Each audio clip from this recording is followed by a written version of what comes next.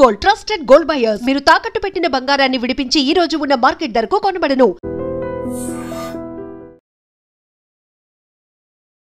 కవిత పెట్టే పార్టీ నిజంగా ప్రభావం చూపిస్తుందంటారా ఎన్నికల్లో? కవిత శూన్యము. కేసీఆర్ కూతురుగా తప్పితే అమెరికా గణేష్ ఏం లేదు. ఈ యొక్క ఆర్గనైజేషన్ పెట్టి కోట్లాది రూపాయలు కొల్లగొట్టింది.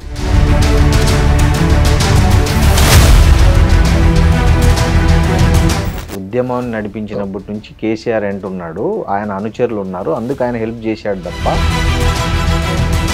అయితే ఇక్కడ హరీష్ రావు వేరే ఉద్దేశంతో చేయలేదు. ఒకటి మాత్రం చెప్పగలుగుతారు, అప్పటి వరకైతే రాజేందర్ బయటికి వెళ్ళలేదో తీసేయలేదో అప్పటి వరకు హరీష్ రావు కూడా ఈ ప్రగతి భవన్ కూడా వస్తున్నా అని చెప్పి రమ్మంటేనే పోవాలి.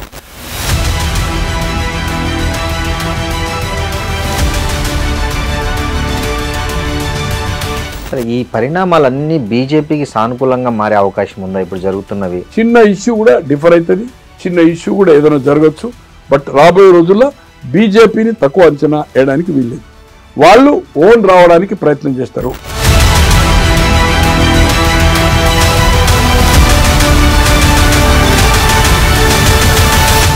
దీన్ని కైవసం చేసుకోవాలని బీజేపీ స్ట్రాంగ్గా ఉంది.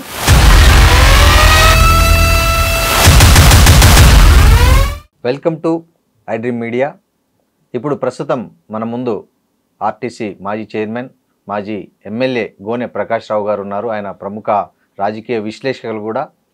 ఉన్నది ఉన్నట్లు ముక్కుసూటిగా మాట్లాడే గోనె ప్రకాష్ రావు గారితో మనం ఇప్పుడు తెలంగాణలో హాట్ టాపిక్గా మారిన అనేక రాజకీయ అంశాలు, భవిష్యత్ రాజకీయాలపై మాట్లాడదాం.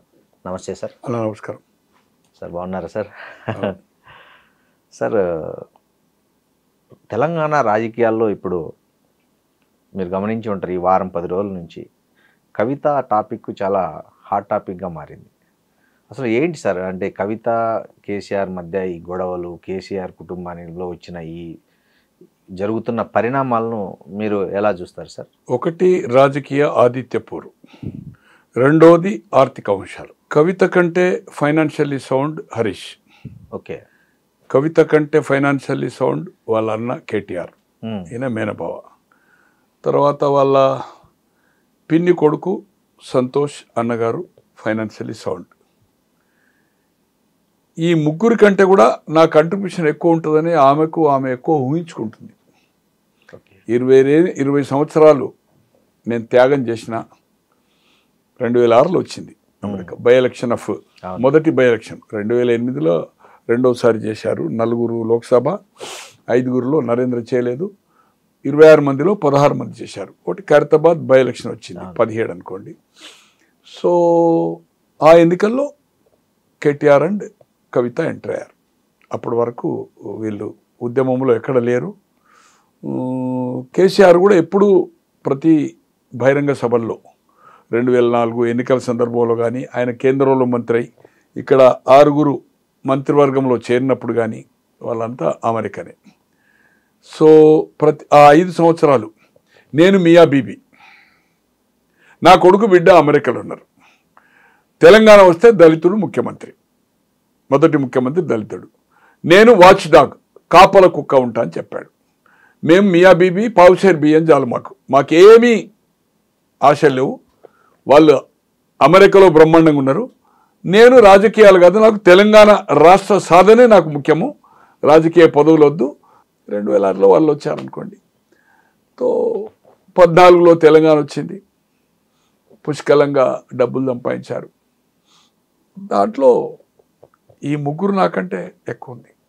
తండ్రి ఓ 250-300 ఫామ్, మొత్తం పెద్ద కంపౌండ్, ఏది రెడ్ ఫోర్ట్ లెక్క సరౌండింగ్, బ్రహ్మాండమైన రోడ్లు, బీటీ రోడ్లు, మైల్ స్టోన్లు, కిలోమీటర్ ఎంత ఉంది ఏం సంగతి అనేది, మళ్ళీ కెమెరాలు, ఏది ఎర్రవెల్లిలో.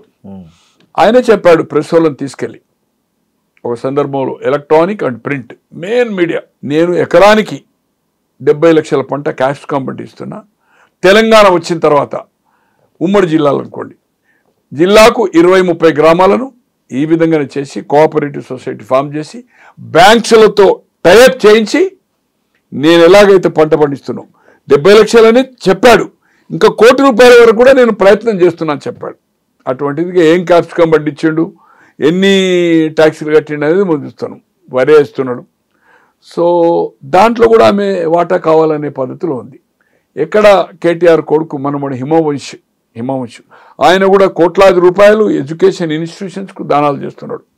మరి ఈరోజు కవిత గారు ఏదైతుందో బాణం ఎవరి మీద పెట్టింది, హరీష్ రావును సంతోష్ రావు మీద. ఇద్దరు సత్యహరిశ్చంద్రులు. నేను నైజాం కంటే మేము ఎక్కువ ఆస్తులు ఉన్న వాళ్ళము, ధనవంతులము, నైజామే మా దగ్గర పనిచేసిండు అనుకుంటుందో అమ్మారి. మరి ఎక్కడి నుంచి ఈ ఫామ్ హౌజులు కానీ, ఇన్ని కార్లు కానీ, ఇన్ని వేల కోట్ల రూపాయలు ఏదైతుందో నీతి నిజాయితీతోటి అయితేనే పార్టీకి జమ చేసిండ్రు. అయ్యాల భారతదేశంలో ఏ పార్టీకి ఫ్లైట్ లేదు, ఒక ఫ్లైట్. ఏ రాజకీయ పార్టీ ఏదైతుందో ఇంత ఒక ఎమ్మెల్యేకు 10 కోట్లు మొన్నటి ఎన్నికల్లో 10, 15, 20 వరకు ఇచ్చారు. ఇంత ఖర్చు పెట్టిన సంఘటన కూడా మనం చూడలే. దేశమంతా టీఆర్ఎస్ పోయి బీఆర్ఎస్ పెట్టి దేశమంతా విస్తరించి రాబోయే రోజుల్లో దేశ్కి నేత కేసీఆర్ ప్రధాని, రైతు రాజ్యం వస్తుంది, అబ్కా సర్కార్ కిసాన్ సర్కార్ అని చెప్పి ఇవన్నీ చేసి మరి ఎక్కడి నుంచి వచ్చినాయి డబ్బులు వాళ్ళిద్దరి మీద ఈరోజు సంపాదించారు. మా నాయన, నేను, కేటీఆర్, సత్యహరిశ్చంద్రుడు ఒక వార్నింగ్ ఇస్తున్నది. అంటే వార్నింగ్ అంటే హెచ్చరిక చేస్తుంది. హెచ్చరిక అంటే రిక్వెస్ట్గా, జాగ్రత్త రామన్న డాడీకి జాగ్రత్త, మీకు ఏదైతుందో పొంచి ఉన్నది ప్రమాదం అని చెప్పి. మరి ఏం పొంచి ఉందో ఏం సంగతి, ఎవరితో పొంచి ఉందో హరీష్ రావు సంతోష్. నేను అనుకోను కదా, అంటే సంతోష్కు రాజకీయ శక్తి లేదు. ఆయన గోళీలు వేసినందుకే ఏదైతుందో దేశమంతా తిరుగుతా ఈ విస్తరించిన నేషనల్ పార్టీ కనుక నాకు టైంకు మందులు ఇచ్చినందుకు రాజ్యసభ చేసినాను ఓపెన్గా చెప్పాడు. నేను అనుకుంటున్నా 96, 97 నుంచి ట్రాన్స్పోర్ట్ మినిస్టర్ అయ్యేప్పటి నుంచి నేను హరీష్ పేరెంట్ ఉన్నా. మెట్టుగూడలో నేను కూడా ఆర్టీ చైర్మన్ అని అదే ఇంట్లో ఉన్నాను, ట్రాన్స్పోర్ట్ మినిస్టర్గా ఆ ఇంట్లోన్నాడు. తో అప్పటి నుంచి ఆయనే 24 గంటలు సేవ చేస్తున్నాడు. వీళ్ళు చదువు సంస్కారంలో ఉన్నారు. తర్వాత అమెరికా పోయింది అనుకోండి. పార్టీ నిర్మాణంలో మొదటి దశ నుంచి రూపాయి మామ పేరు చెప్పి ఏ పూట కాపూట ఇబ్బంది ఉన్నప్పుడు డబ్బులు తీసుకొచ్చి ఏదైతుందో పార్టీ నడిపినవాడు. ఆమె అన్న ప్రకారం ఏదైతుందో నాకు తెలిసినంత వరకు, నాకు వాళ్ళ వైఫ్ ఏదైతుందో ఆయన పాలమ్ముకున్నాడు హాస్టల్లో అని నేను అనుకోను కదా. అంటే గండిపేటలో మా మేనకోడలు వాళ్ళది కూడా ఈ గిరావులు అన్నాయి, ఆవులు గిట్ట. ఈమె కూడా నేను అనుకుంటున్నా ఒక జస్ట్ 100-150 లీటర్లు చిన్న డైరీ పెట్టేది. దాంట్లో గిరావులు కూడా ఉండే. గిరావులు అంటే దేశీ. నేను వాళ్ళ దగ్గర కూడా, వాళ్ళ హరీష్ మామగారు నాకు మంచి మిత్రుడు హనుమంతరావు గారు అని స్టేట్ బ్యాంక్ ఎంప్లాయీగా ఉండే, రిటైర్ అయ్యాడు. డైలీ కలుస్తూ ఉంటాం మేము. నాకు ఆల్మోస్ట్ 67 నుంచి మిత్రుడు అతను. బ్యాంక్లో అప్పుడు ఆయన డిగ్రీ ఫైనల్ అనుకుంటా, నేను పీయూసీలో ఉంటే కరీంనగర్లో, మంచిర్యాలలో పనిచేశాడు, కరీంనగర్లో పనిచేశాడు. ఇప్పుడు హైదరాబాద్లో కూడా రెగ్యులర్ కలుస్తాం. ఎక్కడ కలుస్తాం అనేది సందర్భం అవసరం లేదు. నేను కూడా ఒక 10 kg 2 సార్లు నెయ్యి నా మిత్రునికి అమెరికా పంపించడానికి కోసము 3500 కిలో నెయ్యి, 40 లీటర్స్ తోడేస్తే ఆ పెరుగుతోటి ఏదైతుందో 1 లీటర్ గిర్రే నెయ్యి వస్తుంది. వాళ్ళు 110, 120కి అవుతుందో బ్రాండ్గా లిమిటెడ్. అంటే వాళ్ళకు కొందరేమో తీసుకెళ్లేవాళ్ళు, కొందరికేమో వీళ్ళు ఇచ్చేవాళ్ళు, ట్రాన్స్పోర్ట్ ఏదో సంథింగ్. తో మరి హాస్టళ్లకు పెట్టేంత పెద్ద డైరీ పెట్టలే. దాంట్లో వాటి పేడ వస్తుంది కదా, పెండ, అది తీసుకొని మాది మా కోడలు వాళ్ళ అక్కడ ఫామ్ ఉంది, ఒక 10 ఎకరాలు. దానికోసం అక్కడ పొలం ఉంది. వాళ్ళది మేము పర్చేజ్ చేసి ట్యాంకులో ఏదైతుందో పెండేసి నీళ్ళేసి దాంట్లో వేసి ఏదైతుందో వచ్చి పైపు ఈ పొలానికి పెట్టేవాళ్ళం. మరి పాలం మిన్నట్టుగానైతే నేను పాలమ్మారు, డైరీ పెట్టారు, చిన్న డైరీ తీసేశారు, చిన్నగా పెట్టారు. ఆమె పిల్లలు పెద్దోళ్ళు అయ్యారు, ఒక కొడుకో బిడ్డ హరీష్ రావు. తో ఆటోమేటిక్గా ఆమెకు ఒక యాక్టివిటీకి పెట్టుకుంది అనుకుంటా. నేను అనుకోను కదా, అంటే హాస్టళ్లకు సప్లై చేసేంత డైరీ అయితే పెట్టలే. రైట్, ఆయన డైరీ పెట్టిండు, పాలమ్మిండు. నువ్వేం చేసినావు? నాయి బ్రహ్మణులు ఏదైతుందో నడిపేది సెలూన్ షాపులు నడిపినావు కదా, జెంట్స్ మెల్లి. దాంట్లో ఎవరెవరు పొత్తున్నారు, వాళ్ళకేమి సున్నం పెట్టినావు అనేది మాకు తెలుసు. మరి అవి పోయి ఈరోజు ఏదైతుందో దాదాపు ఒక 400 కోట్ల రూపాయల భవనము ఎక్కడి నుంచి వచ్చింది నీకు? ఏం వ్యాపారాలు చేసినావు? ఒక ఫార్మా కంపెనీ పెట్టినావు మెదక్లో. ఎందుకు పెట్టినావు ఆన్సలరీ? ఐటీ కోసం. అన్నీ అల్లిబిల్లి కంపెనీలే. దాంట్లో అల్లిబిల్లి కంపెనీలో ఈరోజు ఏదైతే ఆరోపణ చేస్తున్నారో, అంటే రేవంత్ రెడ్డి గారు కవితను బ్యాక్ చేస్తున్నారు. అదే మొన్న ఒకటి బయటపడింది కదా సార్, ఇద్దరు కలిసి ఒకటి 2010లో కంపెనీ స్టార్ట్ చేశారు. సుజన్ రెడ్డి కూడా దాంట్లో వన్ ఆఫ్ ద పార్ట్నర్ అని. సుజన్ రెడ్డి అని జయపాల్ రెడ్డి గారు, వీరి మామ పద్మారెడ్డి గారు, తర్వాత సుజన్ రెడ్డి ఫాదర్, ముగ్గురు అన్నదమ్ములు జయపాల్ రెడ్డి గారు. సుజన్ రెడ్డి ఏదైతుందో మొన్నటి వరకు టీఆర్ఎస్తో కలిసి, ఈవెన్ ఇంక్లూడింగ్ ఆఫ్ అతన్ని ఎందుకు ట్రాప్ కాలేదు, ఎందుకు అది చేయలేదు, ఈవెన్ ఢిల్లీ లిక్కర్ వ్యాపారంలో కూడా సుజన్ రెడ్డి ఉన్నాడు. అనూస్ వాళ్ళ ఒక సన్ ఉన్నాడు కదా, వాళ్ళ సిస్టర్ని ఏదైతుందో, ఆ కుర్రోని సిస్టర్ని ఏదైతుందో రాజశేఖర రెడ్డి ఒక తమ్ముని కొడుకు చేసుకున్నాడు మ్యారేజ్. అతను కూడా జైల్లో ఉన్నాడు. అతని పేరు మర్చిపోయాను. వాళ్ళ తల్లిది తోటపల్లి. వాళ్ళ నలుగురు అక్క చెల్లెళ్ళు. అనూస్ అనేది అవుతుందో బ్యూటీషియన్ పెట్టారు కదా, బిగ్, అందరికంటే పెద్ద ఆమె. ఆమె కొడుకు ఏదైతుందో జైలు ఉన్నాడు. వీళ్ళంతా లిక్కర్లో ఇన్వాల్వ్ అయిన వాళ్ళు. ఈరోజు ఎవరన్నా లిక్కర్లో ఇన్వాల్వ్ అవుతుందండి? తండ్రి మన కుటుంబ సభ్యులకి ఎవరికి తెలియకుండా ఈరోజు జైలుకు పోయొచ్చు. నువ్వు ఏదైతుందో శుద్ధపూస లెక్క వాళ్ళంతా అవినీతి పరులు, నువ్వు నీతి పరులు అయితే చెప్తున్నావు. It is unfortunate. ఏ సార్ కవిత ఉద్దేశం ఏంటి? సొంత పార్టీ పెట్టే ఉద్దేశం ఉందా? ఒకవేళ నిజంగానే కవిత సొంత పార్టీ పెడితే తెలంగాణలో ఆ పార్టీ ఎలా ఉంటుంది, దాని ప్రభావం ఎట్లా ఉంటుంది? ఇప్పుడున్న పరిస్థితిలో అయితే ఆమె పార్టీ ఖచ్చితంగా పెడుతుంది. ఖచ్చితంగా పెడుతుంది. దాంట్లో ఏమాత్రం అనుమానం లేదు. పార్టీ పెట్టడం, నడపడం అనేది చాలా ఖర్చుతో కూడుకున్నది. ఆమెకేమున్నది? ఇప్పుడు జాగృతి ఎక్కడి నుంచి నడుపుతున్నది? జాగృతి వేరు, బెదిరించారు. తెలంగాణ ఉద్యమంలో సినిమా వాళ్ళని ఏం చేసిందో మనకు తెలుసు. ఇలా మేఘా అని అంటుంది. మేఘా నువ్వు దగ్గర ఎన్ని డబ్బులు ఇచ్చిండో జనాలకు తెలియదా? ఈరోజు ఇంత లావిష్ ఏమి బిజినెస్ లేకుండా నువ్వు ఎక్కడ ఏం పని చేసినావు? అమెరికాలో ఎన్ని డబ్బులతో వచ్చినావు ఇక్కడికి? తర్వాత నీ భర్త ఎక్కడ పనిచేసిండు? ఒక లిక్కర్ స్టోర్లో పనిచేసిండు. శ్రవణ్ అనే లిక్కర్, నా ఫ్రెండ్, లిక్కర్ స్టోర్లో పనిచేసిండు. 8 గంటలు, 10 గంటలు, 40 గంటలు క్యాష్ మిషన్, $8, $5 కలిపి పనిచేసిండు. ఏం ఆస్తులు, ఏమి డబ్బులు తీసుకొని వచ్చింది అక్కడ? ఏం కంపెనీలు పెట్టింది ఇక్కడ వచ్చి? ఈరోజు నీ పెళ్లికే ఇబ్బంది అయిందని చెప్తున్నావు. మరి ఇన్ని ఎక్కడి నుంచి వచ్చినాయి? మీ నాయనకు కానీ మీ బ్రదర్స్ కానీ ఎక్కడి నుంచి వచ్చినాయి? ఇక్కడ ఈరోజు కేటీఆర్ సాఫ్ట్వేర్ కంపెనీలో రిజైన్ చేసిండు, రాజకీయాలు వచ్చిండు. మన ఇదేంది సర్వీస్ అపార్ట్మెంట్స్ నడిపిండు కదా. ఇన్ని వేల కోట్ల ఆస్తున్న వాళ్ళు సర్వీస్ అపార్ట్మెంట్స్ ఎట్లా నడిపోయిన మీరు? అంటే ఇదే ఒక బిల్డింగ్ తీసుకొని ఒక 5-6 బెడ్రూమ్లు తీసుకొని అక్కడనే కిచెన్ పెట్టి సర్వీస్ అపార్ట్మెంట్. ఇదే 3 రోజులు 4 రోజులకి అవుతుందో ఈ సాఫ్ట్వేర్ కంపెనీ వచ్చిన వాళ్ళకి అవుతుందో, they will pick up the car and అక్కడనే వాళ్ళకి ఫుడ్, బ్రేక్ఫాస్ట్ అది చేసి ప్యాకేజ్ రూమ్స్ అవుతుంది. నెంబర్ ఆఫ్ కొన్ని వేలు ఉన్నాయి. తను కూడా నడిపాడు కదా. సో ఏది ఏమైనా ఈరోజు ఎంత అవినీతి జరిగిందనేది మనం కళ్ళారా చూస్తున్నాం. గొర్రెల స్కామ్ కానీ, ఈ స్కామ్ కానీ, మీ తండ్రి గతంలో ఉన్నప్పుడు కానీ, సహారా కానీ, ఈఎస్ఐ కానీ ఏం బెనిఫిట్ చేసినది సిబిఐ వైండప్ చేసింది అనుకోండి. ఎందుకంటే మీరు 14 నుంచి 22 వరకు అన్ని కాంట్రవర్సీ ఇష్యూలో యూ సపోర్టెడ్ బీజేపీ.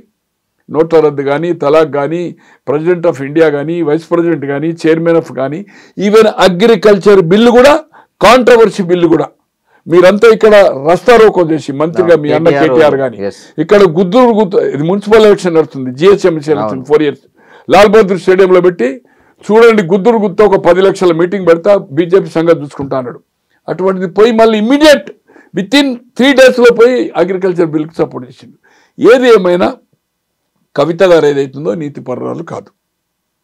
ఈరోజు ఏదైతుందో 24 గంటలు వాళ్ళు కన్న కొడుకు కంటే, పనివాని కంటే ఎక్కువ కూడా ఇద్దరు సంతోష్ కానీ, నాకు వాళ్ళని సపోర్ట్ చేయవలసిన అవసరం లేదు, వీళ్ళని ఏదో వ్యతిరేకించవలసిన అవసరం లేదు, నాకు ఎవరితో సంబంధం లేదు, అందరితోటి నమస్తే నమస్తే, అందరితోటి మిత్రుత్వం, అందరితోటి నాకు శత్రుత్వం.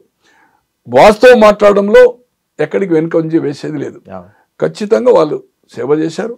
సేవ ప్రకారమే ఎమ్మెల్యే కాకముందు మంత్రి పదవి ఇచ్చింది కదా 2004. రాజశేఖర రెడ్డి తర్వాతనే ఆయన రాజీనామా చేసింది. లోకసభ కేంద్ర మంత్రి అయిన తర్వాత అసెంబ్లీ సీట్ ఇచ్చింది కదా. మీకు ఇంతవరకు ఎందుకు ఇవ్వలేదు సీటు?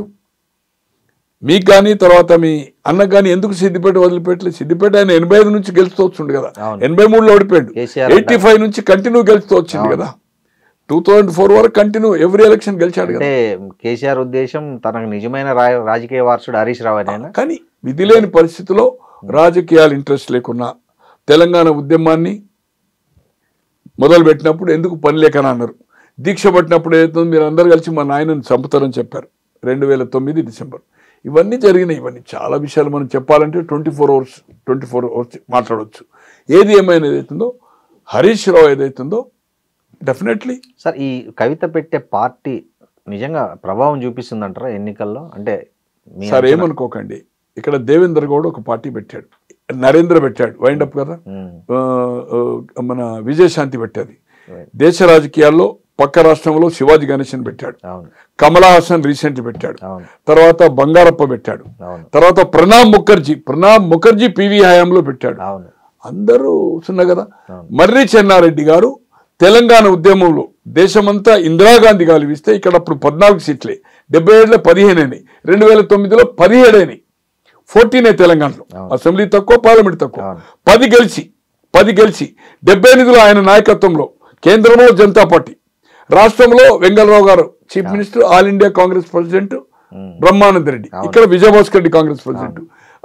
జనవరి 1కి స్థాపించి జనవరి 1 78, ఫిబ్రవరి 25 ఎలక్షన్లో 175 సీట్లు ఆయన నాయకత్వంలో వచ్చినాయి చెన్నారెడ్డి గారు. అటువంటిది 84లో ఆయన ఒక నేషనల్ డెమోక్రటిక్ ఒక పార్టీ పెట్టాడు, లిబర్టీ దగ్గర ఆఫీస్ పెట్టి. ఎన్టీ రామారావు గారి ఎలయన్స్లో 84 డిసెంబర్లో జరిగిన ఎన్నికల్లో కరీంనగర్ నుంచి పోటీ చేస్తే జె చొక్కారావు గారి మీద 78లో ఆయన ఓడిపోయిందంటే రాజకీయాల కనుమరుగైపోయాడు జనతా పార్టీలో. మళ్ళీ 84లో రాజకీయాల్లో డైరెక్ట్గా ఎంపీ టికెట్ వచ్చింది ఆయనకు. అతని మీద 75,000తో మరి చెన్నారెడ్డి గారు ఓడిపోయారు. ఇట్లా కోకోలలో చెప్పాలంటే పెట్టారు, చాలా పార్టీలు పెట్టారు, అందరూ ఫినిష్ అప్పే కదా. నాందెల్ల భాస్కరరావు కూడా పెట్టాడు కదా పార్టీ, ఆయన కూడా స్వయంగా ఓడిపోయింది కదా ముఖ్యమంత్రిగా, అంటే మాజీ ముఖ్యమంత్రిగా ఈయనే మలక్పేట చేసి ఓడిపోయాడు కదా, ఒక్క సీట్ రాలే కదా. సో అందుకోసం ఏదైతుందో కవిత శూన్యము, కేసీఆర్ కూతురుగా తప్పితే అమెరికా గణేశన్ ఏం లేదు. ఈ బతుకమ్మ ఈమె బతుకమ్మ నేర్పింది, ప్రపంచంగా బతుకమ్మనే ఆడలేదనే పద్ధతిలో ఏదైతే చేస్తుందో నో, ఈ యొక్క ఆర్గనైజేషన్ పెట్టి కోట్లాది రూపాయలు కొల్లగొట్టింది. ఈ జాగృతి అనే సంస్థకి ఏదైతుందో బెదిరించి వచ్చిన పైసల్నే దాన్ని ఏదైతుందో దే ఆర్ స్పెండింగ్. ఒక ఆఫీస్ చూపి, స్టాఫ్ చూపి, ఇవన్నీ ఈజ్ ఆల్ రైట్. కొన్ని సోషల్ యాక్టివిటీ చేస్తుండొచ్చు. నేను పోరాటం చేస్తేనే పూలేది పెట్టిండ్రు, నేను పోరాటం చేస్తేనే జగన్ చేసిండు, నేను పోరాటం చేస్తేనే మహిళ పెట్టిండ్రు. ఇవన్నీ ఎక్కడ పోరాటం నీది? అంటే ఒక ధర్నా పొద్దున్న నుంచి సాయంత్రం కూర్చొని ఒక స్టేట్మెంట్ ఇస్తేనే ప్రభుత్వం దిగి వస్తుందా? ఏదేమైనా ఆమె ఎక్కువ అంచనా వేసుకుంటుంది. ఇది ఆమె చెప్తున్న సామాజిక తెలంగాణ నినాదం అనేది అంటే కొంచెం ప్రజల్లోకి పోయే అవకాశం లేదా? అంటే ఆమె ఏం చేసిందండి, ఆమె లోక్సభ అయింది, లోక్సభ ఓడిపోయినాక ఎమ్మెల్సీ ఎందుకు తీసుకోవాలి? వేరే బీసీకి ఇవ్వచ్చు, ఎస్సీ పోనీ ఆమెను ఓడించింది అంటున్నది. మొన్న కేసీఆర్ని ఎవరు ఓడించింది కామారెడ్డిలో? కేటీఆర్ సొంత నియోజకవర్గంలో లోక్సభకు జరిగిన 24 ఎన్నికల్లో బండి సంజయ్కు మెజార్టీ వచ్చింది కదా, వచ్చింది. సిద్దిపేటలో కూడా మొన్న 1000-2000 మెజార్టీ రఘునందన్ గారికి వచ్చింది కదా. మరి సొంతగా కేసీఆర్ ప్రాతినిధ్యం వహిస్తున్న గజ్వేలు, సిద్దిపేట, మెదక్ లోక్సభలో ఉంది, ఎందుకు ఓడిపోయింది? పోనీ తండ్రి ఎందుకు ఓడిపోయింది చెప్పండి? 7 ఎమ్మెల్యేలు కలిసి నీ అహంకారంతో. అందుకోసం ఏదైతుందో ఓటమి ఎవరో నన్ను కుట్ర చేసిండ్రు, నాకేం పనులు నడవలే, ఎవ్రీథింగ్ పర్ఫెక్ట్ నడిచింది. పోనీ నీవున్న ఈరోజు నా నాయన నీతివంతుడు, ప్రాజెక్టులో తిన్నది సంతోషును, ఏది కాళేశ్వరంలో ఈయనంటుంది, రెండోసారి మంత్రి అయ్యలేదంటుంది. నా తండ్రికి ఏం సంబంధం లేదు అవినీతిలో సంబంధం అంతా only as a irrigation minister. కానీ ఎందుకు చెప్పాలి, ఎందుకు కమ్అవుట్ కాలే? పోనీ 100 రోజుల కింద ఫస్ట్ అమెరికా, ఇప్పుడు సెకండ్ అమెరికా వచ్చిన తర్వాత మీ అమ్మకే ఇచ్చినావు కదా లెటర్, నువ్వు అమ్మకి ఇచ్చినావు కదా లెటర్ అమ్మకి ఇచ్చినావు కదా. అమ్మకి ఇస్తే మీ నాన్నకి ఇస్తే బాధ్యత ఎవరిది? అది అమ్మ నాన్నదే ఉండాలి, అమ్మ నాన్నది కదా బాధ్యత, మీదైనా ఉండాలా బాధ్యత. ఎట్లా లెటర్ అయితే ఇంకోటి చేతికి పోవాలి కదా. మీ అమ్మ తీసుకుపోయి మీ అమ్మకి ఇచ్చినాను, మీ నాయనకి ఇచ్చినావు, ఓకే. నాయనకి ఇస్తే వేరే వాళ్ళకి ఎందుకు సంబంధం? అంటే వీళ్ళు చూసి మీడియాకి లీక్ చేశారని ఆమె ఆరోపణ. ఏది ఏమైనా దాంట్లో ఏముంది, సామాజిక అనేది ఎప్పుడన్నా నువ్వు ఇంత ముందు లెటర్ రాసినవా? రాయలే. నువ్వు ఎంపినప్పుడు నీ జిల్లాల్లో సామాజిక న్యాయం చేసినవా? పోచారము ప్రశాంత్ రెడ్డి ఒక ఆయన మంత్రి, ఒక ఆయన స్పీకరు సామాజిక న్యాయం చేసినట్టేనా? నువ్వు ఉన్న నిజామాబాద్ జిల్లాకు సామాజిక న్యాయం చేసినవా? వాళ్ళిద్దరు పొజిషన్ నువ్వు ఎంపీ, పోనీ ఎమ్మెల్యే ఓడిపోయిన ఎమ్మెల్సీ ఎందుకై నువ్వు లోకల్ బాడీలో? నీకేమైనా సంబంధమా? మీ అత్తగారు ఊరది. రెండోసారి నువ్వు లోకల్ బాడీ, ఫస్ట్ 2 years, తర్వాత 6 years. నేను అనుకుంటే ఇప్పుడు 2028 వరకు ఉంది ఆమెది. అవును, ఫస్ట్ ఒక 1.5 or 2 years వచ్చింది టర్మ్. అవును, ఇప్పుడు ఏదైతుందో 6 years. రెండోసారి ఎవరో ఆయన ఎమ్మెల్యే కాంగ్రెస్ లో పోయినందుకు ఆయన ఎమ్మెల్సీ డిస్క్వాలిఫైడ్ కదా, సుభాష్ రెడ్డి ఏదో రూరల్ ఎవరో ఉండే, ఆ సీటు బై ఎలక్షన్ వచ్చింది ఎమ్మెల్సీ. రెండోసారి నీకు ఎమ్మెల్సీ అవకాశం వచ్చింది. సామాజిక న్యాయము 6 రెడ్లకు 4 వెల్మలకు ఇచ్చినప్పుడు నీ తండ్రి దాంట్లో ఎప్పుడన్నా నువ్వు పాయింట్అవుట్ చేసినావా? పోనీ మొదటి టర్మ్లో మహిళకు లేదు, మహిళలకు ప్రాతినిధ్యం లేదని ఎప్పుడన్నా చెప్పినావా? రెండోసారి లేదు. రెండోసారి అయినాక 1.5 year తర్వాత ఆయారాం గయారాం సబితా కాంగ్రెస్ నుంచి వచ్చింది. మరి నీ ఎంబడి ఉన్న వాళ్ళు మహిళలు ఎవరైనా ఉండేది? నీ పార్టీలో మొదటి నుంచి ఉన్న వాళ్ళు ఉన్నారు కదా, ఎవరికైనా మంత్రి కావాలని కోరినావా? కోరలే కదా. ఫస్ట్ టర్మ్ లో మంత్రి లేదు, మహిళా మంత్రి లేదు కదా, ట్రైబల్ మంత్రి లేడు ఫస్ట్. సెకండ్ టైం 1.5 year తర్వాత మహిళనే ట్రైబల్ ఆమె సత్యవతి రావు. పోనీ దళితులకు ప్రాతినిధ్యం లేదు, సామాజిక న్యాయం జరగలే, ఎప్పుడన్నా అడిగినావా? పోనీ ఇంతవరకు ఆంధ్రప్రదేశ్ ఏర్పడిన తర్వాత నాకు తెలిసినంత వరకు 72 నుంచి ఎప్పుడన్నా ఇంత సామాజిక న్యాయం జరగని మంత్రివర్గం ఏ ప్రభుత్వం ఉన్నదా? మీరు ఉద్యమం అప్పుడు ఏం చెప్పారు? ట్రైబల్ 10 అన్నారు, మైనార్టీ 10% అన్నారు, ట్రైబల్ పెరుగుతున్నారు. ఏమి ఇచ్చింది మీరు? అందుకే రాజ్యాంగాన్ని సవరించాలంటున్నారు. ఇవన్నీ ఏది ఏమైనా ఆమె చేసే ఒక అది ఆమెకు ఆధిపత్య పోరు ఇంపార్టెన్స్ మెయిన్ అక్కడ స్టార్ట్ అయింది. అక్కడ వరంగల్ దగ్గర ఒక మీటింగ్ అయింది కదా, వరంగల్ మీటింగ్ దగ్గర ఫ్లెక్సీలు ఉండకపోవడం కేటీఆర్ ఈ రోజు అన్నా అని యాదకి వస్తుంది. నిన్నటి వరకు అంటే వరంగల్ మీటింగ్ లో ఫ్లెక్సీలు నీకు ఏదైతుందో నిన్నటి వరకు సస్పెండ్ చేసే వరకు అన్నయ్య యాదకి రాలే. నాకు ఒక్కడే లీడర్, నేను ఎవరిని కేర్ చేయను. వర్కింగ్ ప్రెసిడెంట్ మీ నాన్న ఎప్పుడు ఫామ్ హౌస్లో ఉంటాడా? మీరు పోవాలంటే కూడా పర్మిషన్ తీసుకోవాలి. అటువంటిది మీ అన్న ఏదైతుందో వర్కింగ్ ప్రెసిడెంట్ చేసింది, ప్రెసిడెంట్కి అధికారం ఉంది కదా, పార్టీ అంతా ఎండార్జ్ చేసింది కదా, నేను ఎవరు కాదు నాకు ఒక్కడే నాయకుడు అంటే ఎట్లా? మరి ఇవాళ అన్నట్లా యాదకి వచ్చింది. నిన్నటి వరకు సస్పెండ్ చేసే ముందు వరకు నీ అన్న గురించి నువ్వు తారీఫ్ చేయలేదే, రామన్న జాగ్రత్త అనలేదే 60 లక్షలు ఓడిపోయడానికి పంపించిన అంటున్నాడు. రైట్, ఓకే, పంపించిండు కావచ్చు, ఓకే. అది ఎవరు రేజ్ చేయాలి? దాన్ని ఎవరు ఎండార్జ్ చేయాలి? నీ అన్న చేయాలి. ఈ రోజు ఎందుకు జ్ఞాపకం వచ్చింది నీకు?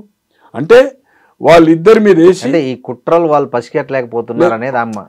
ఇప్పుడు ఎందుకు నేనేది కనీసం ఇన్ని ప్రతిసారి నువ్వు లెటర్ రాస్తున్నా అని చెప్తున్నావు, ఇంతకాలం ఈ విషయాలు మీ లెటర్ ద్వారా బహిరంగపరచకున్నా ఎందుకు లెటర్ మీ నాయనకి ఎప్పుడైనా రాసినావా? ఇంకోటి నాకోటి, ఆమె ఫ్యామిలీ మెంబర్ కదా, ఏదన్నా ఉంటే డైరెక్ట్ పోయి మాట్లాడచ్చు కదా, లెటర్లు రాయడం ఎందుకు అంటున్నా. కానీ ఒకటన్నా ఈ లెటర్ల సాంప్రదాయం ఏదైతుందో, ఇప్పుడు ఇంట్లో ఉండకూడదు సెల్లా మెసేజ్లు ఎట్లా పెట్టుకుంటారో చాలా కాలం నుంచి ఉంది.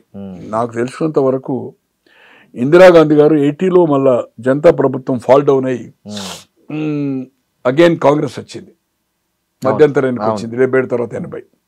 మేనకా గాంధీ ఒక సూర్య అనేది అవుతుందో ఒక మ్యాగజైన్ తీసుకొని అది వీక్లీ 15 days ఒకసారి ప్రింట్ అవుతుండే.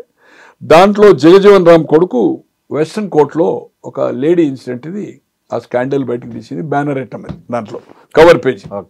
తర్వాత Rajanarayana is very close to Charan Singh Rajanarayana వాళ్ళు సోషలిస్టులు అనుకున్నారు, ఒక పార్టీలో ఉండ్రి, భారతీయ క్రాంతిలు ఉండ్రి. వాళ్ళు కేంద్రంలో రాజనారాయణ హెల్త్ మినిస్టర్, ఈయన ఆల్మోస్ట్ ఆల్ ప్రైమ్ మినిస్టర్ లెక్క. దేవిలాల్ ఉప ప్రధాని అయినా కూడా equal to Morarji. Charan Singh is a powerful guy. యూపీలో బలమైన నాయకుడు, దాదాపు 40-45 ఆయనకు లోక్సభ సీట్లు కూడా ఇచ్చారు అప్పుడు. బీజేడీ సింబలే కదా సార్, జనతా పార్టీ కూడా. జనతా పార్టీ కాదు, జనతా పార్టీ కొత్త సింబల్ అది, రైతు నాగల్ అనేది కొత్తది, అప్పుడే క్రియేట్ అయింది. 77లో జయప్రకాష్ నారాయణ్, పాత కాంగ్రెస్, చుక్క గుర్తు స్వతంత్ర పార్టీ, తర్వాత మన భారతీయ క్రాంతిలు అనేది అవుతుందో చరణ్ సింగ్ పార్టీ, బంగ్లా కాంగ్రెస్ అయిన అజయ్ ముఖర్జీ, ఇవన్నీ పార్టీలు కలిసి రైతు నాగలి మీద ఏదైతుందో కామన్ సింబల్. అంటే ఈ రాజకీయాల మధ్య లెటర్లు కామన్ అంటారు. అలా లెటర్ అదే చెప్పబోతున్నా. మేనకా గాంధీకి ఆమె ఆఫ్టర్ రిగైన్ ద పవర్ అయిన తర్వాత నీ కంట్రిబ్యూషన్ సంజయ్ గాంధీ పోరాటంలో కానీ ఈ ఈ యొక్క మళ్ళీ ప్రభుత్వం జనతా ఫాల్ డౌన్ అయ్యి రావడంలో నీ పాత్ర ఉందనేది లెటర్ రాసింది. ఆ లెటర్ మాకు 82లో మేము సంజయ్ పంచిపెట్టిన తర్వాత ఒక సందర్భంలో ఆమె చూపెట్టారు. ఇట్లా అంటే ఇందిరాగాంధీ ఇంట్లో ఉండి కూడా లెటర్ రాసి ఇంకోటి సార్, ఇది నేను అనుకుంటున్న పూర్వకాలం నుంచి ఉన్నది. ఈమెకు లెటర్ రాసి కొన్ని ఎక్స్ప్రెషన్ డైరెక్ట్ చేయలేరు. ఇప్పుడేమో మెసేజ్లు పెడుతున్నాం ఏది ఫోన్లలో. అప్పుడు ఆమె లెటర్ రాసింది. నేను అనుకుంటున్నా సాంప్రదాయం ఉందేమో. ఇదే లెటర్లు ఇవన్నీ ఎందుకు స్పందించలేదని అడుగుతున్నా. రైట్. ఇప్పుడు ఆయన 25 కాన్స్టిట్యున్సీలకు ఫండింగ్ చేసిందని, మరి 119కి ఎవరు ఫండింగ్ చేసిండ్రు? కడమై మీ నాయన ఫండింగ్ చేసింది కదా. ఆయనకు ఎవరైతే క్లోజ్ ఉన్నారో కొంతమంది అసెట్ అయినరో మొదటి నుంచి ఉద్యమంలో ఆయనే ఉన్నాడు కదా. ఎమ్మెల్యే టికెట్లప్పుడు కూడా ఆయన రోల్ ఉంది కదా. ఒక 1 మినిట్ 2004 రోల్ ఉంది కదా. ఉద్యమంలో రోల్ ఉంది, టికెట్ల రోల్ ఉంది. ఎవరైతే ఆయనతో అసోసియేట్ అయ్యి కంపల్సరీ. ఇప్పుడు ఎగ్జాంపుల్ హరీష్ రావు దగ్గరికి వెళ్ళి కేటీఆర్ దగ్గరికి పోయిందనుకోండి. ఒక సందర్భంలో ఇద్దరు మంత్రులుగా ఉన్నప్పుడు 2014 ఇట్లా హరీష్ అన్నను కూడా కలిసి వాళ్ళకు అభిప్రాయ భేదం ఉందనేది ఎవరికి ఐడియా లేకుండా ఎమ్మెల్యేస్, ఇంక్లూడింగ్ గంగుల కమలాకర్ అటువంటి తర్వాత మంత్రి అయ్యాడు. ఏంది హరీష్ రావు దగ్గర పోతే ఇంకేది మీరు పోయొచ్చింది కదా, పని అయిపోయింది కదా, నా దగ్గరికి ఎందుకు వచ్చింది అనేవాడు. వాళ్ళిద్దరికి ఒక ఉండే తర్వాత అండర్స్టాండింగ్ వచ్చింది అనుకోండి. ఏది ఏమైనా డిఫరెన్స్ ఒపీనియన్ నాకెందుకు నాయకత్వం రాదనేది హరీష్ ఉండడం. వీళ్ళంతా ఏదైతుందో అసలు ఉద్యమమే వద్దన్నోళ్ళు, దీక్ష ఏదైతుందో అనవసరంగా ఏదైతుందో మా నాన్నని చంపుతారన్నోళ్ళు. అటువంటిప్పుడు ఆయనకు అధికారం వచ్చిన తర్వాత నేను కష్టపడ్డా నాకు రావాలి అవకాశం. కేసీఆర్ ఉన్నంతసేపు కేసీఆర్ పోయిన తర్వాత రావాలని ఉండొచ్చు, తప్పేం లేదు కదా. ఆమన్నది కూడా అదే. అంటే ఆయన రేపు అటు ఇటు అయితే మెజారిటీ నాకు 26 మంది ఉంటారనే ఉద్దేశంతోనే ఆయన ఫండింగ్ కేసీఆర్ ఆమె ఒపీనియన్ ఉండొచ్చు. కేసీఆర్ ఉన్నంత వరకు మీ తండ్రి మీద మేమే తండ్రి కంటే ఎక్కువ కంట్రిబ్యూషన్, మేము లేకపోతే మా నాయన లేడు, మా నాయన కంటే తెలివివంతులము మీ అన్న మీరు అనుకుంటున్నాము.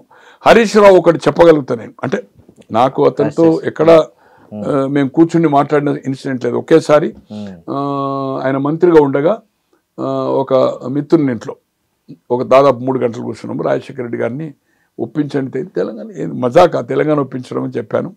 తర్వాత కేటీఆర్ కూడా 2006లో ఆయన రాజీనామా చేసిన తర్వాత ఉప ఎన్నిక అదే వాళ్ళ ఇంట్లో హరి మహేందర్ అని మెడికల్ కాలేజ్లో డైరెక్టర్, ఎక్కడ కరీంనగర్ చెలమేడ ఆనందరావు అంటారు, ఇప్పుడు సిద్దిపేటలో కూడా పెట్టారు. వాళ్ళకి చాలా దగ్గర, వాళ్ళు యూఎస్లో ఉండొచ్చారు, నాకు రిలేటివ్స్. కేటీఆర్ని మేము కూడా బై ఎలక్షన్స్ కంటే ముందు 3 hours కూర్చున్నాం. అన్న మీరు ఏదైతుందో మమ్మల్ని వ్యతిరేకించద్దు, వ్యతిరేకం మాట్లాడదని కేటీఆర్ కూడా 3 hours. అట్లా ఆయన మంత్రిగా 3 hours హరీష్. తప్పితే ఎప్పుడు మేము కూర్చున్నది లేదు, ఎప్పుడు కూర్చుండి తిన్నది 1 minute కంప్లీట్గా, ఎప్పుడు కూర్చున్నది లేదు, ఎప్పుడు కూర్చుంది. ఉద్యమాన్ని నడిపించినప్పటి నుంచి కేసీఆర్ అంటున్నాడు ఆయన అనుచరులు ఉన్నారు, అందుకు ఆయన హెల్ప్ చేశాడు తప్ప అనే ఉద్దేశం. అయితే ఇక్కడ హరీష్ రావు వేరే ఉద్దేశంతో చేయలేదు. ఒకటి మాత్రం చెప్పగలుగుతాం, అతను కేసీఆర్ ఉన్నంతసేపు కేసీఆర్ మంత్రివర్గంలో ఇవ్వకున్నా ఎంత అణిచివేసినా అతనికి ఫామ్ హౌస్కి అయితే కొడుకు బిడ్డ కూడా పర్మిషనే, సంతోష్ ఫామ్ హౌస్ ఇక్కడ ఇంటున్నప్పుడు వీళ్ళు పోవచ్చు. బట్ ఎప్పటి వరకైతే రాజేందర్ బయటికి వెళ్ళలేదో తీసేయలేదో అప్పటి వరకు హరీష్ రావు కూడా ఈ ప్రగతి భవన్ కూడా వస్తున్నా అని చెప్పి రమ్మంటేనే పోవాలి, డైరెక్ట్ పోవడానికి వీలేదు. ఎప్పుడైతే రాజేందర్ను బయటకు పంపించిన తర్వాత అప్పుడు ఓపెన్ అప్ అయింది. నేను అనుకుంటా కేసీఆర్ ఉన్నంతసేపు ఎప్పుడు ఆయన ఏది చెప్పినా ఆయన మాట జవదాటాడు. ఎందుకంటే ఆయన పెట్టిన రాజకీయ భిక్ష నాకు ఎమ్మెల్యే కాకముందు నెంబర్ ఆఫ్ టైమ్స్ ఓపెన్గా చెప్పాడు, మంత్రి పదవి ఇచ్చాడు, తర్వాత ఎమ్మెల్యే అయినా ఆయన సీట్ ఇచ్చాడు, నన్ను కన్న కొడుకు లెక్క చూసుకున్నాడు. అతనికి వెన్నుపోటు అనే క్వశ్చన్ లేదు. కేటీఆర్ కూడా కొంత సందర్భంలో ఆయన చెప్పిన తర్వాత ఆయన అగ్రి అని చెప్పాడు. కేటీఆర్ కూడా రేపు రాబోయే రోజుల్లో ముఖ్యమంత్రి అవుతాడా కాడా లేకపోతే ఉద్యమం నడుతాడా కలిసి తీసుకుపోయినంతసేపే అతని చిన్న చూపు, అతని గురించి ఎల్ ట్రీట్మెంట్ చేసినప్పుడు ఏమైనా డిఫరెన్స్ ఒపీనియన్ రావచ్చు, కానీ లేకపోతే కేటీఆర్ నాయకత్వాన్ని నిర్బంధంగా ఓపెన్గా ఖచ్చితంగా ఎండార్ చేసిండు. తండ్రి కేసీఆర్ చేసిండు కనుక నేను కూడా అతన్ని జవదాటనని చెప్తున్నాడు. అతను కలిపి తీసుకుపోయినప్పుడు డిఫర్ అవుతాడు. ఇప్పుడు తండ్రి అన్న తమ్ములు, తండ్రి కొడుకులు, తండ్రి బిడ్డలు, దేశంలో తండ్రిని కొడుకు నరుకుతాడు, కొడుకుని తండ్రి నరుకుతున్నాడు. ఇవన్నీ చూస్తున్నాం మనం. ఔరంగజేబ్ చూసినాం కదా ఎటువంటిది, తండ్రిని జైలు వేసి రాజు తీసుకెళ్ళను. ఇవాళ మన కుటుంబ సభ్యులైన నెహ్రూ కుటుంబ సభ్యులు డిఫరెన్స్ ఒపీనియన్ వచ్చింది వాళ్ళ శిష్యులతో. అలాగే ఏదైతుందో Arun Nehru de facto prime minister రాజగోదేవులు. బోఫోర్స్ ఇష్యూలో ఆయన వీపీ సింగ్ తోటి ఆయన బయటకు వచ్చింది కదా. ఇట్లా నెంబర్ ఆఫ్ ఇష్యూస్ ఉన్నాయి. తో అన్నదమ్ములు తండ్రి కొడుకులు డిఫరెంట్ పార్టీలో, భార్యాభర్తలు డిఫరెంట్ పార్టీలో ఉన్నారు. ఇది సహజమే, ఇది దేవతల కాలం నుంచి వస్తుంది, దీంట్లో తప్పేం కాదు. నేను అనుకుంటున్నా హరీష్ రావు గారు ఏదైతుందో వెన్నుపోటు పడతాడు, జాగ్రత్త, మీ ఇద్దరు ఏదైతుందో అనుకున్నది తప్పు. సంతోష్కి ఆ కెపాసిటీ లేదు, ఫీల్డ్ లేదు ఆయనకు. ఈ విల్ బి ఓన్లీ అతని టేక్ కేర్ చేసింది తప్పితే అతను పొలిటికల్ పర్సన్ కాదు, ఒక వార్డు మెంబర్ కూడా ఎన్నికేంత కెపాసిటీ ఉన్నోడు కాదు అతను. సరే, ఒకటి హరీష్ రావు మీతో అప్పుడు 3 hours మీటింగ్ అయ్యి రాజశేఖర రెడ్డిని ఒప్పించమని అడిగారు, తెలంగాణకు అనుకూలంగా మంత్రి హోదాలో ఉన్నప్పుడు అన్నారు కదా. అదే దాన్ని కవిత మొన్న ప్రెస్ మీట్లో మాట అన్నారు, హరీష్ రావు పార్టీని తీసుకెళ్లి రాజశేఖర రెడ్డి కాంగ్రెస్ లో కలిపేద్దామని కూడా కుట్ర చేశాడు అని. నేను చెప్పనా అండి? చెప్పండి. అది మొన్న చెప్పాడు.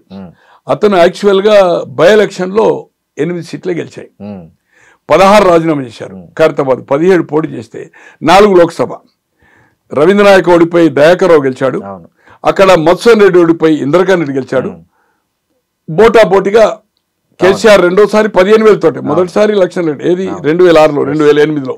తర్వాత ఇంకొక సీటు ఎవరిది, వినోద్ హన్మకొండ, అప్పుడు అది జనరలే ఉండే. ఇద్దరు గెలిచారు. గెలిచిన తర్వాత ఇతను ఫ్లోర్ లీడర్ అడిగాడు పోయి. ఎవరు? హరీష్ రావు.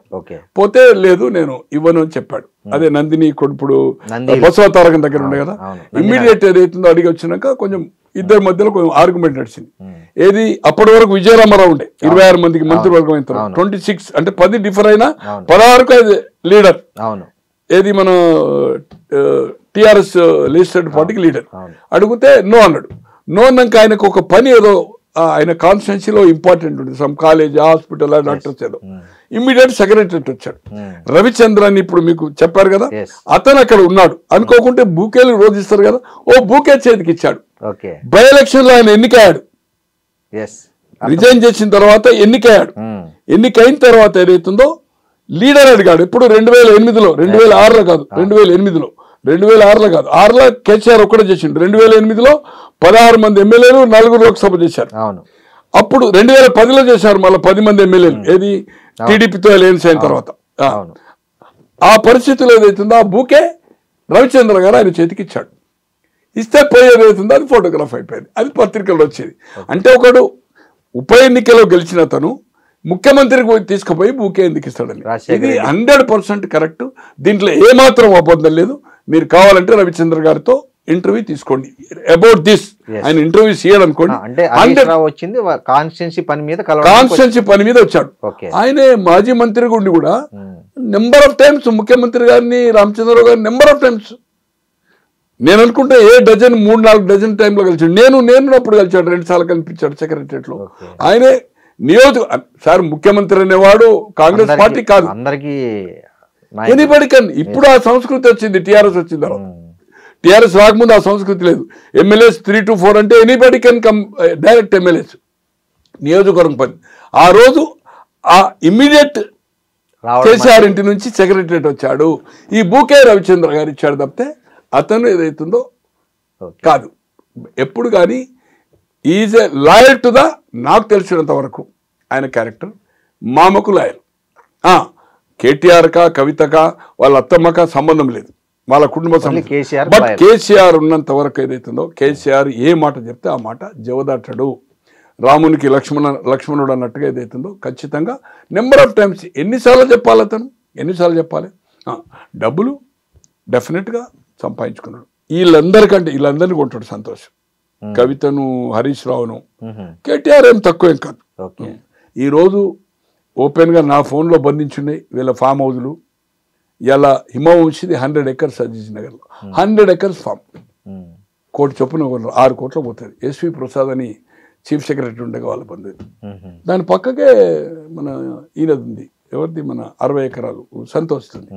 ఈరోజు సంతోష్, నేను అక్కడ పోయాను, ఒక వాచ్మెన్ ఉంటే ఎవరిదంటే ఇది కవితదని చెప్పారు. అట్లే ఇప్పుడు బొమ్మరాజ్పేట లియోన పక్కకు 21 acres 2018 అది ట్యాంపరింగ్ రికార్డు కొన్నాడు. అక్కడ ఉండే వాచ్మెన్ ఇది కవిత అని చెప్పాడు. కవిత భర్తతో ఒక సందర్భంలో నేను కూర్చున్నాను ఆ ల్యాండ్ ఇష్యూలో. కూర్చుంటే ఇది మాది కాదు అని అక్కడ ఉన్నోడు చెప్పాడు.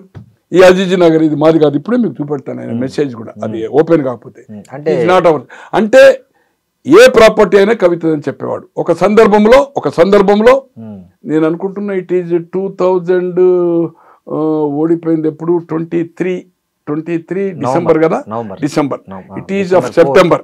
ఇది వాళ్ళ భర్తతో కూర్చున్న తర్వాత ఇటువంటి ఈ ల్యాండ్ ఇష్యూస్ అయిన తర్వాత ఈ ఇద్దరు తండ్రి దగ్గరికి వెళ్ళారు.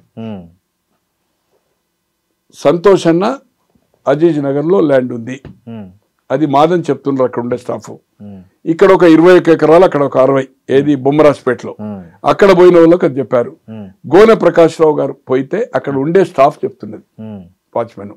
ఇది ఎంతవరకు న్యాయం అన్నాక ఏం చేశాడు ఆయన, ఈ బొమ్మరాజ్పేటది ఇట్లా ట్యాంపరింగ్. అప్పటికే నేను ఫైట్ స్టార్ట్ చేశాను. ఆగస్ట్ 23 అక్టోబర్లో అవార్డ్ అయింది అనుకోండి. ఆయన 11 ఎకరాలు కూడా అంటే ట్యాంపరింగ్ రికార్డు కొన్నారు. 11 ఎకరాలు కూడా అమ్మాయి అని కలెక్టర్ ఉండే రిలీజ్ చేశాడు అక్టోబర్ ఆఫ్ 2023. అది 920 acres ట్యాంపరింగ్ అయింది రికార్డ్. ఎన్ఆర్ఐ ల్యాండ్ అది. ఒక XMP బలరామకృష్ణ అని దుగ్గిరాల 1965లో కొని సేల్ డీడ్ మొటేషన్ చేసిండు 21 మంది మీద. సీలింగ్ ఎప్పుడు వచ్చింది 72-73లో 50 ఎకరాలు. ఎంత క్లెవర్ చూడండి. అంటే ఆయన 21 మంది మీద చేసిండు. వాళ్ళ 3 కొడుకులు అమెరికాలో పోయినారు, చనిపోయారు. వాళ్ళ 3 బిడ్డలు పోయారు. ఒక బిడ్డ చనిపోయింది, ఒక బిడ్డ ఇప్పుడు 93, ఒక బిడ్డ 91. అతను 81లో చనిపోతే ఆయన ఎంబడున్న వాళ్ళంతా ట్యాంపరింగ్ చేశారు రికార్డు. అది 2016 నుంచి మా ఒక మిత్రుడు కొడుకు ఆదిత్య యాదవ్ అని వాళ్ళు ఒక 13 మంది అగ్రిమెంట్ చేసుకుంటే అది ఇప్పుడు అయింది, సాల్వ్ అయింది. It is going to the registration కూడా అవుతుంది. బొమ్మరాజ్పేట్ 920 acres మొత్తం ట్యాంపరింగ్ చేశారు. కొంతమంది దాంట్లో రామయ్య అని, కిషోర్ అని, లక్ష్మారెడ్డి అని. ట్యాంపరింగ్ అంటే గోనె ప్రకాష్ రావు అమెరికాలో ఉన్నాడు. ఇక్కడ మిమ్మల్ని ఏదైతుందో లేదు, జీపీ కాదు. వినండి మీరు జీపీలు అంటే ఏదైతే ఎక్కడికో పోతాం మనం. మెంటల్ కేసు నాది, అర్థమైందా? ఇక్కడ శ్రీనివాసం తీసుకొచ్చి ప్రకాష్ రావుగా ఎండార్ చేసి సంతకం పెట్టారు. రామయ్య అంటోళ్ళు, కిషోర్ అంటోళ్ళు ఫోటోలు పెట్టి. అంటే ట్యాంపరింగ్ కింద క్రిమినల్ ప్రొసీడింగ్స్ అవుతుంది. ఇప్పుడు అన్ని పోలీస్ స్టేషన్ కంప్లైంట్ ఇచ్చాం. They are going to the arrest and 920 release అవుతుంది. అప్పుడు ఇతను రెవెన్యూ రికార్డు తెప్పించుకున్నాడు, ఇంటెలిజెన్స్ కూడా అడిగిండు. కేసీఆర్ అడిగి తెప్పించుకుంటే అది ట్యాంపరింగ్ రికార్డు. ఆయన కొన్న ప్రాపర్టీ ఆయన చెప్పుకోవచ్చు కదా. దాంట్లో కూడా వాళ్ళకి ఏదైతుందని మా పేరు ఎక్కడ చూసినాక ఆయన కొంటున్నాడో అది ఇది కవిత నుంచి అక్కడ ఉండే వాచ్మెన్లే చెప్తున్నాడు. ఇవన్నీ కూడా అది చెప్పకపోవచ్చు కారణాలు. ఇది వాళ్ళ భర్తతో నేను కూర్చున్నప్పుడు ఇది కన్వర్జేషన్. నాకు వాళ్ళని కలిసిందనేది నాకు తెలిసిన సమాచారం. ఎలక్షన్ అయిన తర్వాత అక్కడ ఉండే అధికారి నా ఒక మిత్రునికి చెప్పాడు, ఇట్లా కేసీఆర్ వార్న్ చేశాడు, ఈ ల్యాండ్లో ఎవరు మీరు రెవెన్యూ ఆఫీసర్స్కి చెప్పొద్దు, ఇట్ ఈజ్ టోటల్లీ మీరు చూశారు కదా, నేను కూడా చూశాను, ఇది ట్యాంపరింగ్ రికార్డు, దీంట్లో మనము ఇంటర్ఫేర్ కావద్దు అంటే మల్లారెడ్డి గారు మంత్రి గారు చెప్పినా ఆ లాంగ్వేజ్ చెప్పలేదు అనుకోండి. అండ్ సంతోష్ అయినా ఎవరైనా not to interfere, not to pressurise అధికారుల మీద చేయొద్దని చెప్పిండు. అందుకోసం ఏదైతుందో ఏది ఏమైనా ఆమె కంటే ఎక్కువ సంతోష్ దగ్గర ఉండొచ్చు, ఆమె కంటే ఎక్కువ హరీష్ ఉండు. వాళ్ళు ఫీల్డ్లో ఉన్నారు. ఈమె ఆర్గనైజేషన్, ఈమె కొంత ఈమె వీళ్ళందరికంటే కూడా ఓవర్ అంబిషియస్, దాంట్లో అనుమానం లేదు. జరా ఏమైందంటే అగ్రెసివ్. సినిమాల్లో ఏం చేసింది, బెదిరించింది, ఇవన్నీ మనం చూసాం. ఉద్యమ కాలంలో ఏం చేసింది అనేది. ఏది ఏమైనా కవితతో పార్టీ పెట్టినా కవిత ఎన్ని స్టేట్మెంట్ ఒక 4-5 రోజులు 5-10 రోజులు వస్తుంది. తర్వాత పరిస్థితి అట్లుండేది. దేశంలో మీకు చెప్పాను ఎందరు పార్టీలు పెట్టి హేమీలు పెట్టేది అవుతుందో. సినిమా మకుటం లేని కమల్ హాసన్ ఎంత ఫేమస్, చాలా ఫేమస్. శివాజీ గణేశన్, అవును, దాసనాలో వైండప్ అయ్యిండు. బంగారప్ప పార్టీ ఎంతమంది పెట్టారు. దేవరాజర్స్, ఆల్ ఇండియా కాంగ్రెస్ బ్రహ్మారెడ్డి తర్వాత 79 జూలై ఇందిరాగాంధీతో డిఫర్ అయ్యి చీఫ్ మినిస్టర్ ఉండే. ఇక్కడ చెన్నారెడ్డి నాయకత్వంలో, అక్కడ దేవరాజర్స్ నాయకత్వంలో, అంతకుముందు కూడా ముఖ్యమంత్రి. డిఫర్ అయితే 28 లోక్సభ 1980లో ఓడిపోయిన తర్వాత రిజైన్ చేసిన తర్వాత గుండూరావు చీఫ్ మినిస్టర్ అయ్యాడు. అటువంటి వాళ్ళు దేవరాజర్స్ అర్స్ కాంగ్రెస్ జీరో. సో అందుకోసం ఏమవుతుందో ఈమె 0.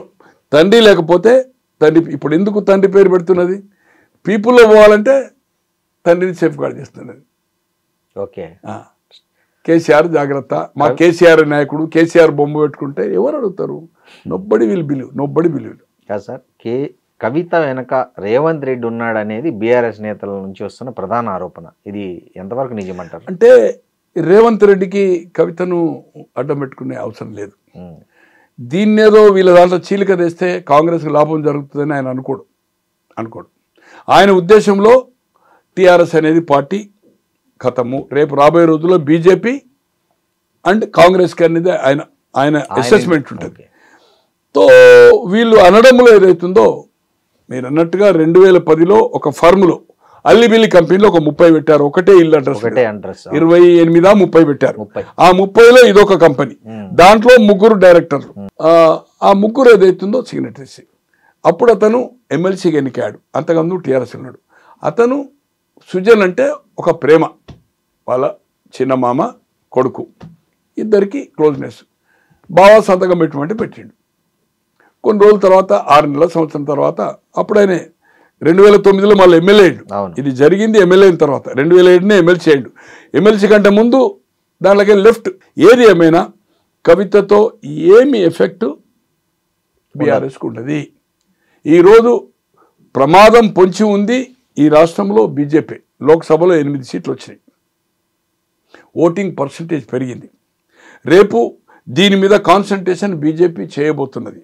ఎందుకంటే కేసీఆర్ ఉన్నప్పుడు కూడా దేశ రాజకీయాల్లో అక్కడ స్టాలిన్కి ఇచ్చాడు, కుమారస్వామికి ఇచ్చాడు, జార్ఖండ్లో ఇచ్చాడు, అఖిలేష్కి ఇచ్చే ప్రయత్నం చేశాడు, దేశమంతా అడ్వర్టైజ్మెంట్లు ఇచ్చాడు, నేషనల్ పార్టీ అన్నాడు. తో ఇక్కడ ఈరోజు పొటెన్షియల్ స్టేట్ ఫైనాన్షియల్గా ఫార్మా కంపెనీ గిట్ట దీన్ని కైవసం చేసుకోవాలని బీజేపీ స్ట్రాంగ్గా ఉంది. రేపు ఆల్టర్నేటివ్ ఏదైతుందో బీజేపీ స్ట్రాంగ్ కావడానికి ప్రయత్నం చేస్తుంది కనుక బీఆర్ఎస్ అనేది ఏదైతుందో ఆయన దృష్టిలో, రేవంత్ రెడ్డి గారి దృష్టిలో కౌంట్ చేయడం లేదు. నేను అనుకోను కదా, అంటే జనాలు కానీ మీడియా కానీ కొంతమంది నాయకులు ఈమె డ్యామేజ్ చేస్తుందని. 0. ఆమె 1-2 సీట్లకు రేపు ఏదైతుందో ఆమె సర్వే కోసము, ఈరోజు ఆమె స్వార్థం కోసం లోక్సభ ఎట్లా తీసుకున్నదో, ఓడిపోయిన తర్వాత ఎమ్మెల్సీ 2 సార్లు, ఒకసారి 2 ఏళ్ల టర్మ్, ఇప్పుడు 6 ఏళ్ల టర్మ్ ఎలా తీసుకుందో స్వార్థ ప్రయోజనాల కోసం రేపు మీ అందరినీ బలి చేస్తుంది. నేను జాగృతి కార్యకర్తలు కానీ దాంట్లో చేరే నాయకులు కానీ చేతులు జోడించి చెప్తున్నా, నాకేమీ అభ్యంతరం లేదు, ఆమె మీద నాకేమీ మిత్రుత్వం లేదు, శత్రుత్వం లేదు. కానీ ఆమె మాట్లాడే మాటలు ఏదైతుందో స్వార్థ ప్రయోజనాలకు, ఆమెకు రాజకీయ ఆకాంక్ష కోసమే దీంట్లో వచ్చింది. తండ్రికి సాయం చేయడానికి వస్తే ఆమె ఎంపీ ఎందుకు చేసింది? చేయొచ్చు కదా. నెహ్రూ క్యాబినెట్లో ఇందిరాగాంధీ మన మంత్రి లేదు కదా, ఇందిరాగాంధీ క్యాబినెట్లో రాజీవ్ గాంధీ గారు లేరు కదా, మన్మోహన్ సింగ్ గారి కాన్స్టిట్యున్సీలో మన ప్రైమ్ మినిస్టర్లో రాహుల్ గాంధీ గారు మంత్రి కాలే కదా. రేపు 3 సార్లు అవకాశం వచ్చిన సోనియా గాంధీ గారు 91, 2004, 2009 ప్రధాని కాలే కదా. రాహుల్ గాంధీ గారికి 2004, 2009లో వచ్చిన ప్రధాని కాలే కదా. కమాన్, నువ్వు తండ్రి సహాయానికి వచ్చినావు, తండ్రి కోసం అది చేసినావు, నువ్వు ఎంపీ ఎందుకు తీసుకున్నావు? అంతకుముందు ఆమె హుజూర్ నగర్ పోయి 2009లో టికెట్ అడిగింది. ఆమెను కన్విన్స్ చేసి ఇద్దరైతే బాగుండదని ఈయనను సిరిసిల్ల పంపి ఈమెను కాము చేశారు. 2014లో లోక్సభ అడిగింది. ఆమె నిజంగానే చిత్తశుద్ధి ఉంటే రాజకీయ పార్టీ పెట్టద్దు, స్వచ్ఛంద సంస్థగానే జాగృతిగానే. ఈరోజు ఏమన్నది జైలుకి వచ్చినాక, నేను దేశమంతా తిరుగుతా, జాగృతిని ఎంటైర్ కంట్రీ, భారతీయ జాగృతి అని ఏమైనా దాన్ని కూడా ఆల్ ఇండియా ఎట్లయితే బీఆర్ఎస్ చేసిందో, కమాన్ దేశమంతా తిరుగు, స్వచ్ఛంద సంస్థ లెక్క పనిచేయి, ప్రజల కోసం పోరాడు, సామాజిక న్యాయం చేయి, సామాజిక న్యాయం కోసం మహిళా బిల్ కోసం చేయి. తో ఇంత ఆకాంక్ష ఉన్నది, మరి ప్రజలు గమనించాలి. నేను ప్రజల కోసం, ప్రజా సమస్యల కోసం, పోరాటం కోసమే, నా తండ్రికి సాయం చేయడానికి వచ్చిన, నేను ఏదైతుందో స్వచ్ఛంద సంస్థ లెక్క ఏదైతుందో, సన్యాసుల లెక్క ఏదైతుందో, సర్వోదయ నాయకులు లెక్క ఉంటా అనేది ఇదంతా ఉనకదంపుడు ఉపన్యాసం. సార్, కాళేశ్వరంలో అవినీతి జరిగిందని కాంగ్రెస్ పార్టీ మొదటి నుంచి ఆరోపిస్తుంది. ప్రతిపక్షంలో దానికి సంబంధించి చాలా రచ్చ చేసింది. స్వయంగా రాహుల్ గాంధీ ఎన్నికల ప్రచారం అప్పుడు వచ్చి దాన్ని ఏటీఎం మార్కేసి కాళేశ్వరం మీద పెద్ద ఇది చేశారు, ఎగ్జిబిషన్ కూడా చేశారు దాని మీద. తీరా ఇప్పుడు అధికారంలోకి వచ్చింది, దాని మీద ప్రూఫ్స్ ఉన్నాయని రేవంత్ రెడ్డి మొదటి నుంచి చెప్తూ వచ్చాడు. తర్వాత ఘోష్ కమిటీ రిపోర్ట్ ఇచ్చింది. ఇన్ని ఉండగా ఆ కేసును రీసెంట్గా సిబిఐకి అప్పగించడంని ఎలా చూడాలి మనం? ఈరోజు ఇది ఒకటే కాదు, ఈ రేస్ కార్ ఏదైతుందో క్లారిటీ ఉంది. సుప్రీంకోర్టు కూడా అతనికి ముందస్తు ఏది నాట్ టు అరెస్ట్ అనే దాంట్లో సహకరించాల. గొర్రెల స్కామ్, టెలిఫోన్ ట్యాపింగ్, ఈ 3 కూడా ఇంకా కేసులున్నాయి. మరి దేంట్లో చివరి దశకు వచ్చినాయి, గొర్రెలది క్లారిటీ వచ్చింది. ఈ కవర్ రేస్ ఏదైతుందో క్లారిటీగా ఓరల్ ఇన్స్ట్రక్షన్ మీదనే డబ్బులు పోయినాయి, ఆ డబ్బులు అక్కడనే ఉన్నాయి, ఇక్కడ రాలే. అటువంటిది అరెస్ట్ చేసే అవకాశం ఉన్నా ఎందుకు చేయడం లేదు? ఇంత కమిటీ రిపోర్ట్ ఇచ్చి దీన్ని పెద్ద హైలైట్ చేసి ఆ ప్రాజెక్టు దగ్గరికి ఎన్నికల సందర్భంలో రాహుల్ గాంధీ పోయి ప్రధానమంత్రి కూడా ఏటీఎం అని చెప్పి మరి ఎందుకు చేయలేదు? ఇది అయితే కాంగ్రెస్కు లాభించే పని కాదు. ఫోన్ ట్యాపింగు ఎక్కడున్నా సప్త సముద్రాల బయట ఉన్నా కూడా గుంజుకొచ్చి వేసేస్తాం ప్రభాకర్ అని చెప్పింది. ఏది అక్కడ ఎవరైతే ఇప్పుడు సిట్ వేశారో అది ఇదే డిఎస్పి, ఇక్కడ ఏసీపీ అంటారు. అవును, ఐపీఎస్ కన్ఫామ్ కూడా కాదు, కన్ఫామ్ అయితే డీసీపీ అంటారు, డిప్యూటీ కమిషనర్ పోలీస్ అంటారు. ఏసీపీ ఒక ఎస్ఐ. నేను కూడా పోయాను, నేను పోయినాడే ప్రభాకర్ రెగ్యులర్ అవుతున్నటువంటి ప్రభాకర్ గారు, నేను కూడా నాది కూడా ఫోన్ ట్యాపింగ్ అయింది. ఈరోజు ఫోన్ ట్యాపింగ్ను అంత క్లారిటీ కనపడతా ఉంటే ఎక్కడ మనం యాక్షన్ తీసుకున్నట్టు కనపడతలేదు. DGP, home secretary and DIG వీళ్ళు ఉంటుంది, దాన్ని డిస్ట్రాయ్ కూడా చేయొచ్చు. పొలిటికల్ ట్యాపింగ్ అనేది, ఫోన్ ట్యాపింగ్ అనేది తప్పు. రామకృష్ణ హెగ్డే గారు రెండవసారి చీఫ్ మినిస్టర్ అండి, 83 మళ్ళీ 85లో మళ్ళీ ఎన్నికలకు పోయి అఖండ మెజార్టీ వచ్చిన తర్వాత అతను దేవగౌడ అండ్ బొమ్మాయి వీళ్ళందరినీ ఫోన్ ట్యాపింగ్ చేసినప్పుడు అది ఎస్టాబ్లిష్ చేశాడు సుబ్రహ్మణ్య స్వామి. సీఎం స్టెప్ డౌన్ అయిపోయాడు. దేశంలో జరిగింది అది ఒకటే సంఘటన ఇప్పటి వరకు. Okay. And Richard Nixon president of America ఉండి అతను ఎలక్షన్స్ ముందు ఇతను రిపబ్లికన్ డెమోక్రటిక్ వాళ్ళది అవుతుందో వాటర్ గేట్ హోటల్లో వాళ్ళది క్యాంప్ ఉండే. తో అప్పుడు ఈ టేప్ రికార్డర్ పెట్టినప్పుడు ఆ గూఢాచారులు ఏదైతుందో బంధించితే అది ఎంక్వైరీ అయితే బుకాయించిండు. మళ్ళీ ఎన్నికలైంది, గెలిచాడు. జస్ట్ 2 months బిఫోర్ ఎన్నికలైన తర్వాత ఎస్టాబ్లిష్ అయింది ఇతను ఎదుటి సమాచారాన్ని సేకరించిండు. ఈ ఫోన్ ఇది ట్యాపింగ్ ఏది మన ఇది ఏమంటారు టేప్ రికార్డర్స్ వాళ్ళ ఆఫీస్లో అది ఎస్టాబ్లిష్ అయిన తర్వాత 4 సంవత్సరాల పదవి కాలాన్ని 1.5 yearకే 2.5 years ముందే ఎస్టాబ్లిష్ అయినందుకు రిచర్డ్ నిక్సన్ ఈ రిజైన్డ్ అమెరికన్ ప్రెసిడెంట్. అది ఇతర దేశాల్లో నడిచింది ఫోన్ ట్యాపింగ్ అనేది. హెగ్డేది 1988లో. ఖచ్చితంగా ఇది మంచి అవకాశము నీ దగ్గర ఉంటే, లేకపోతే బక్వాస్, నువ్వు కూడా బక్వాస్ మాట్లాడుతున్నావు, నీ దగ్గర ఏం లేదు, సమాచారం లేదు. అది నిజమే అయితే మీ ఐ డ్రీమ్ ద్వారా నేను కేటీఆర్ గారిని డిమాండ్ చేస్తూ ఉన్నాను, సమయం వచ్చినప్పుడు, సమయం ఇప్పుడే, కాంగ్రెస్ విల్ టేక్ యాక్షన్. ఖచ్చితంగా మీకు శత్రువే రేవంత్ రెడ్డి గారు కదా, మొదటి శత్రువు కదా, అతనే మీ టార్గెట్ కదా, రోజు దూషణపూర్వం చేస్తుండ్రు కదా, ఆయన మీరు ఇద్దరు దూషణపూర్వం చేసుకుంటారు కదా. కమాన్, ఫినిష్ అయిపోతుంది. అది ఎస్టాబ్లిష్ చేయమని మీ ఐ డ్రీమ్ ద్వారా కేటీఆర్ గారిని చేతులు జోడించి విన్నపం చేస్తూ ఉన్నాను. సరే, ఈ పరిణామాలన్నీ బీజేపీకి సానుకూలంగా మారే అవకాశం ఉందా ఇప్పుడు జరుగుతున్నవి? అంటే ఇటు ఒకవైపు టీఆర్ఎస్ బలహీనపడి, ఇంకోవైపు కాంగ్రెస్లో ఈ తరహా రేవంత్ రెడ్డి ఒకటైపు, మిగతా టీం అంతా ఒకటైపు, ఇట్లాంటి పరిస్థితులు ఏమన్నా తెలంగాణలో మళ్ళీ బీజేపీ బలపడడానికి ఏమైనా ఛాన్స్ ఉంది? ఏంటంటే 8 అసెంబ్లీ వస్తే 8 లోక్సభ వచ్చినాయి కదా, అంటే వచ్చే ఎలక్షన్లో 8 లోక్సభ వచ్చినాయి కదా, బలపడ్డట్టే కదా. బలపడ్డది.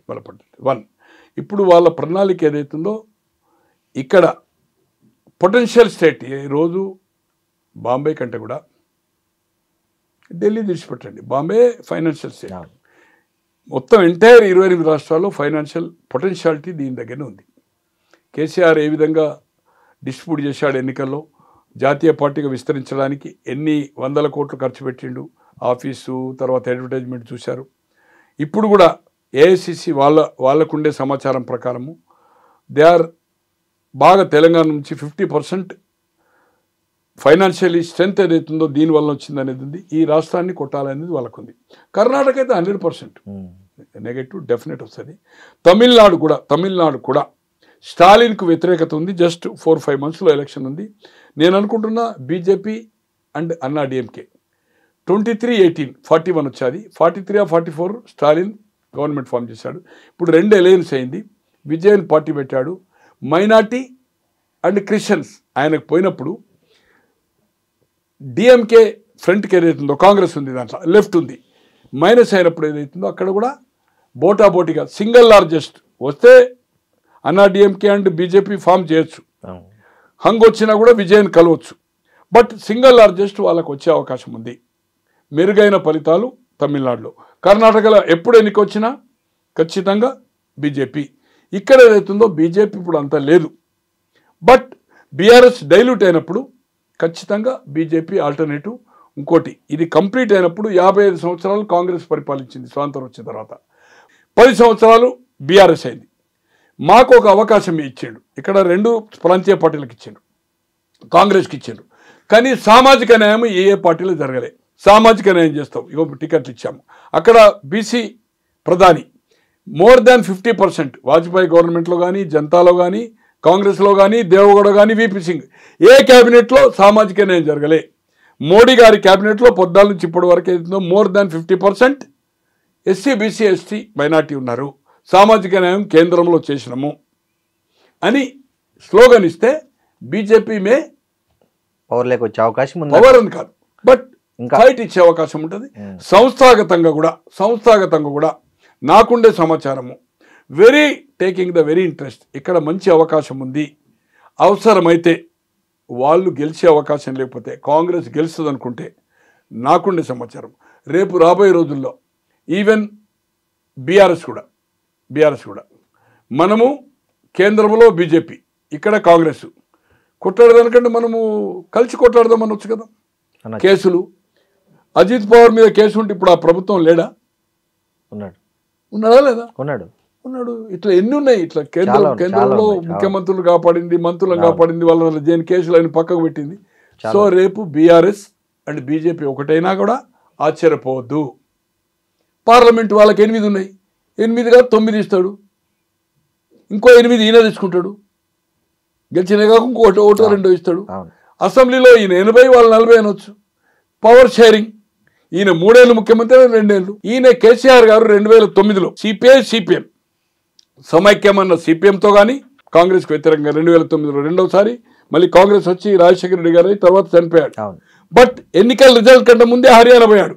హర్యానా పోయి ఎన్డీఏ డాస్ మీద అడ్రస్ చేశాడు. కరెక్ట్, రాబోయేది ఎన్డీఏ ప్రభుత్వం అన్నాడు. తర్వాత 2014 నుంచి డిఫర్ అవుతుండే వేరే సంగతి. 2014 నుంచి అన్ని అంశాల్లో ప్రతిపక్షాలకు మద్దతు చేయలే. ఇతను ఎన్నికలైతేనే మోడీ ప్రభుత్వానికి 2014 నుంచి అప్ టు 2022 వరకు అన్ని బిల్లులకు సపోర్ట్ చేసిండు. వివాదాస్పద అగ్రికల్చర్ బిల్ కూడా సపోర్ట్ చేసిండు. తర్వాత విత్డ్రా చేసుకున్నది బీజేపీ ప్రభుత్వం. ఇక్కడ అపోజ్ చేశాడు. కేటీఆర్ మంత్రిగా ఉండి బెంగళూరు హైవేను దిగ్బంధించిండు. లాల్ బహదూర్ స్టేడియంలో జిహెచ్ఎంసీ ఎన్నికల్లో చూడండి ఇక సంగతి చూస్తా బీజేపీ సంగతి అన్నాడు. అల్టిమేట్ పోయి సరెండర్ అయ్యిండు. కనుక రేపు బీజేపీ తోటి కలిసినా ఆశ్చర్యపడొద్దు. ఇద్దరు కలిస్తే ఖచ్చితంగా కాంగ్రెస్కు నెగటివ్ ఉంటే వెరీ గుడ్ రిజల్ట్ వస్తుంది అనేది నాకుండే భావన. అంటే టైమ్ ఈజ్ వెరీ బాగా లాంగ్ ఉంది. ఉల్లిగడ్డల రేటుతో బీజేపీ ప్రభుత్వం పోయి కంటిన్యూగా 15 సంవత్సరాలు కాంగ్రెస్ వచ్చింది ఢిల్లీలో. అట్లే నస్బందీ ఫ్యామిలీ ప్లానింగ్ 75 నుంచి 77 వరకు చేయడం వల్ల ఆ ఒక్క ఇష్యూ దేశమంతా కాంగ్రెస్ తుడిచిపెట్టుకుపోయింది. సో అందుకోసము చిన్న ఇష్యూ కూడా డిఫర్ అవుతుంది, చిన్న ఇష్యూ కూడా ఏదైనా జరగచ్చు.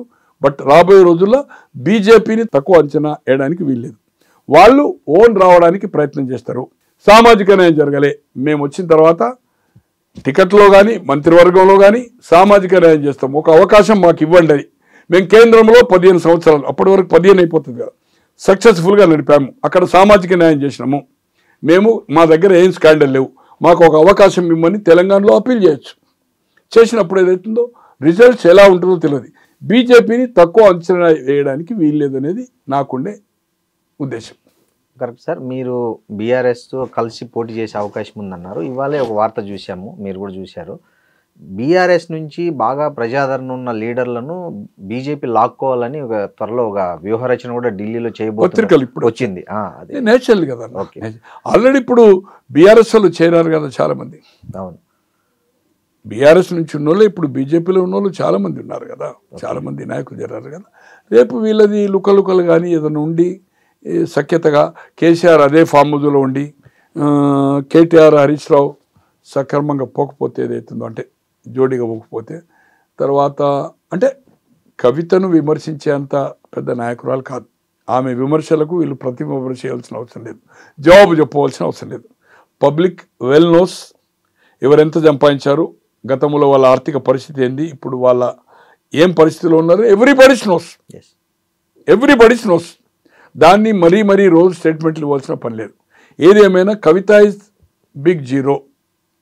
ఆమె పార్టీ పెట్టకపోతే ఏదైనా ప్రజాహితంగా పోరాటం చేస్తే ఇట్స్ గుడ్, ఇట్స్ నైస్. ఆమె రాజకీయ పార్టీగా మలుచుకోకుండా ప్రజా సమస్యల మీద స్వచ్ఛందంగా ఏది నేను ఆశించను, ప్రజల వైపు నేను ఈ జాగృతి సంస్థ పోరాటం చేస్తుంది. అన్యాయాల కోసం, న్యాయం చేయడానికి కోసం, సామాజిక న్యాయం చేయడానికి కోసం, అసమానతలు రూపుమాపడానికి కోసం. ఎవరైనా వీఆర్ గోయింగ్ టు క్రిటిక్, పాలకపక్షమైన ప్రభుత్వ పక్షమైన. పాలకపక్షము సరి అయినంగా చేయక ప్రతిపక్ష పార్టీ ఉండి వాళ్ళు ఏదైతుందో దాన్ని ఎత్తివేయకపోతే మేము ప్రజల పక్షానే ఎత్తి చూపుతామని, ఉద్యమాలు చేస్తామని, గతంలో సాధించుతా అని చెప్తుంది. నేను చేయబట్టే సాధించిన, నేనే పోరాటాలు చేసిన అంటుంది కదా. రాబోయే రోజులు అట్లా గిట్ట చేస్తే హ్యాండ్స్ అప్. రాజకీయ పార్టీగా నిర్మాణం చేస్తే మాత్రం జీరో. ఆమె అన్ని పోటీ చేసినా జీరో. ఆమె ఎలయన్స్ అయితే 1-2 గతంలో పెద్ద నాయకులు తెలుగునాడు పెట్టారు. జానారెడ్డి గారు, కేఈ కృష్ణమూర్తి, వసంతనాగేశ్వరరావు ఏం చేశారు? 89లో వాళ్ళు 5-6 టికెట్లకి అది చేశారు కదా. ఓన్లీ 5 చేయ కదా. శ్రీనివాసరెడ్డి రాష్ట్రం తిరిగిండు, వీళ్ళైతే తిరగలే. ఒక 5-6 మీటింగ్లు పెట్టిండు తెలంగాణ ప్రాంతంలో అంతే. తో అసలు ఈమె అదే పరిస్థితి. నేను అనుకోను కదా అంటే ఈమె పార్టీ పెట్టి సస్టైన్ కావడం అనేది అంత ఈజీ కాదు. Thank you sir, thank you very much. మీ విలువైన సమయాన్ని, అభిప్రాయాల్ని మాతో పంచుకున్నందుకు ధన్యవాదాలు. And don't forget to subscribe to iDream. And for more videos, please subscribe to iDream. Please subscribe to iDream. Please subscribe iDream. And please subscribe to iDream. For more videos, subscribe to iDream. please like, share and subscribe to the channel. Congratulations, iDream. Subscribe to iDream. Subscribe to iDream. So subscribe to iDream Media. iDream ki iDream team andarki huge congratulations. Please subscribe iDream Media. Please subscribe to iDream. Subscribe iDream. Please subscribe to iDream. iDream అంటే నా కళల channel subscribe చేసుకున్న నోరు తిరుగుతలేదు, మీరైతే గంట గుర్తు కొట్టండి. For more such videos, please subscribe to iDream. Subscribe to iDream. Please subscribe to iDream. Please subscribe iDream Media. Please do subscribe to iDream. Please subscribe to iDream Media. For best entertainment and information, please subscribe iDream.